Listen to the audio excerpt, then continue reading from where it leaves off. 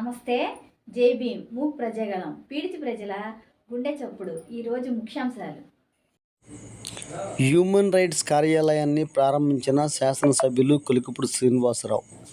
ముందుగా కార్యాలయం ribbon cut చేసి అనంతరం కార్యాలయంలో శాసనసభ్యులు మాట్లాడుతూ ప్రజలకు మంచి సేవ చేస్తే నా వంతు సహకారం అందిస్తానని తెలిపారు. నేను పగలంతా ప్రజల కోసం పనిచేసి రాత్రి సమయంలో పడుకునే సమయంలో పేదవాడికి సహాయం చేస్తే బాగుంటుంది, ఎంతమందికి సహాయం చేస్తే అంత బాగుంటుందని అనుకుంటానని ఆయన తెలిపారు. అనంతరం వృద్ధులకు చీరల పంపిణీ చేశారు. ఈ సందర్భంగా శాసనసభ్యులు మాట్లాడుతూ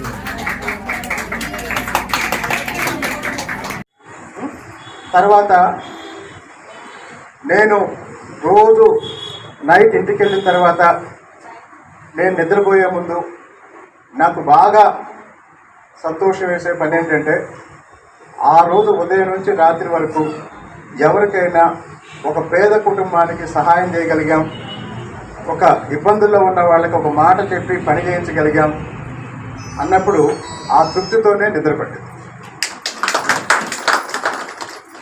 కాబట్టి మనం ఎంత మంచి పని చేస్తే, ఎంత ఎక్కువ మందికి సహాయం చేస్తే అంత అంత హ్యాపీగా ఉంటాము.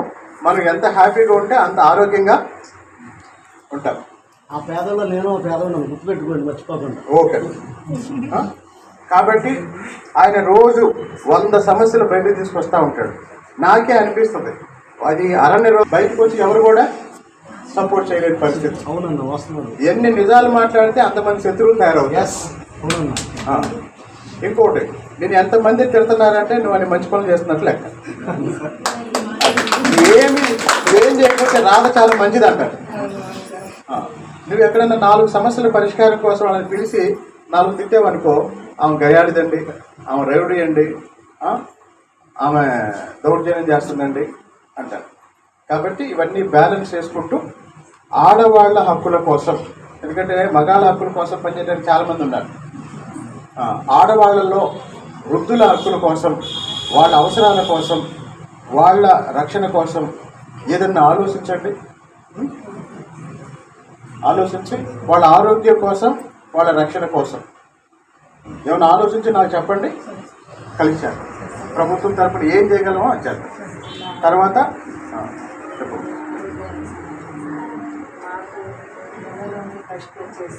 మెడిసిన్స్ ముసలి వాళ్ళకి గవర్నమెంట్ నుంచి అయితే చాలా మంది వాళ్ళు జ్వరం వచ్చినా చూసేవాళ్ళు సార్. నా దగ్గరికి వచ్చేసి చాలా జ్వరం వచ్చినా చూసేవాళ్ళు, వాంటింగ్స్ అని. ఈ ఆరోగ్య సమస్యలతో వచ్చే వాళ్ళల్లో వాళ్ళకి ఎలాంటి సహకారం, ఎలాంటి మందులు కావాలో మీరు ఒక లిస్ట్ రాయండి. నేను ఏదో ఒక హాస్పిటల్ని లింక్ చేసి వాళ్ళు హెల్ప్ చేసే విధంగా నేను చేస్తాను.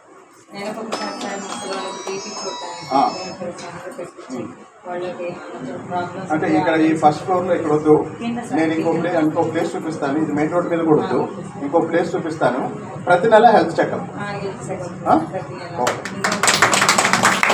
ఇప్పుడు ఇక్కడ ఉన్న వాళ్ళలో సగం మంది ఒంటరి మహిళలు, భర్త లేని వాళ్ళు ఉన్నారు, పేదలు వాళ్ళు అంటే ఇళ్లలో పనిచేస్తాము, వాళ్ళు జీవనం నడుపుతున్నారు.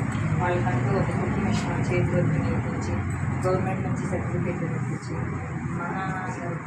ఒక టైలరింగ్ ట్రైనింగ్ సెంటర్ ఒకటి పెడదాము. ఎంతమందికి ఆసక్తి ఉందో మీరు ఐడెంటిఫై చేయండి, మనం వెంటనే దాని మీద వర్క్ స్టార్ట్ చేస్తాం.